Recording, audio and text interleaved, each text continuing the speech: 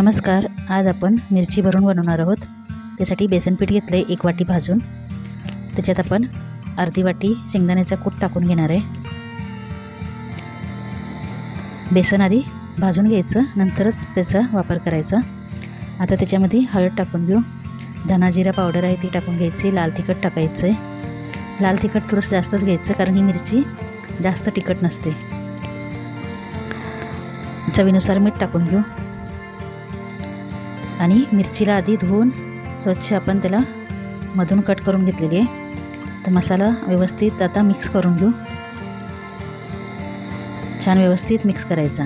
छान मिक्स झाला की त्याच्यात 1 चमचा आपण तेल टाकायचं आहे आणि परत एकदा मिक्स करायचं. त्याच्यामुळे काय होईल की आतलं स्टफिंग असतं ना मिरचीच्या, ते अजून छान भाजल्यानंतर मिरच्या खूप छान लागतं. असं पिटाळ लागत नाही, म्हणून तेल टाकायचं.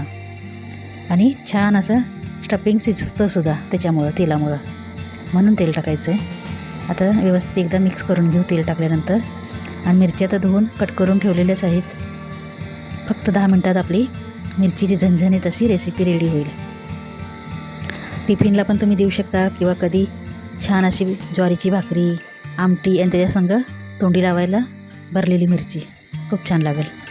आता कट करून घेतलेले आहेत. त्यातल्या काय बिया निघत असतील त्या काढून टाकायच्या. आणि नंतर मग अशा दाबून त्याच्यात मसाला भरायचा. व्यवस्थित दाबून भरून घ्यायचा. तर अशा प्रकारेच आपण सर्व मिरच्या आपल्या भरून घेऊया. बेसन पीठ व्यवस्थित भरून घेतले का नाही, नंतर एक काम करायचं. एका वाटीत पाणी घ्यायचं आणि थोडंसं एका चमच्याने थोडंसं त्याच्यावर मिरचीवर टाकून घ्यायचं पाणी. बघू शकता मी भिजवून घेतले, ते दाखवायचं राहून गेलं तुम्हाला. आता कढईमध्ये तेल गरम करायला ठेवूया. तेल पण छान गरम होऊ द्यायचं, नंतरच मिरच्या टाकायच्या. तेल व्यवस्थित गरम करायला ठेवलं होतं. तेल पण गरम झाले, मिरच्या टाकून घेऊ आणि अधूनमधून त्याला उलटून परतून घेऊ.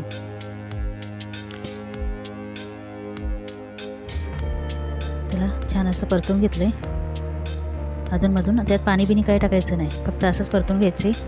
जी बाजू भाजली गेली तिला वर करायची आणि जी भाजली नाही तिला खाली करून घ्यायची. असं दोन्ही बाजूनी छान व्यवस्थित परतून घ्यायचं. खूप टेस्टी आणि रुचकर आपली 10 मिनटात झणझणीत अशी मिरचीची भाजी रेडी होती. जर तुम्हाला हा व्हिडिओ आवडला असेल तर व्हिडिओला लाईक, शेअर आणि सबस्क्राईब केल्याशिवाय जाऊ नका. आणि चॅनलला सबस्क्राईब करा, म्हणजे असेच नवनवीन रेसिपी तुम्हाला पाहायला मिळतील. तर व्हिडिओ बघितल्याबद्दल धन्यवाद. आणि नवीन रेसिपी बघण्यासाठी चॅनलला सबस्क्राईब करा. सबस्क्राईब करायचं का आपल्याला पैसे लागत नाहीत. धन्यवाद.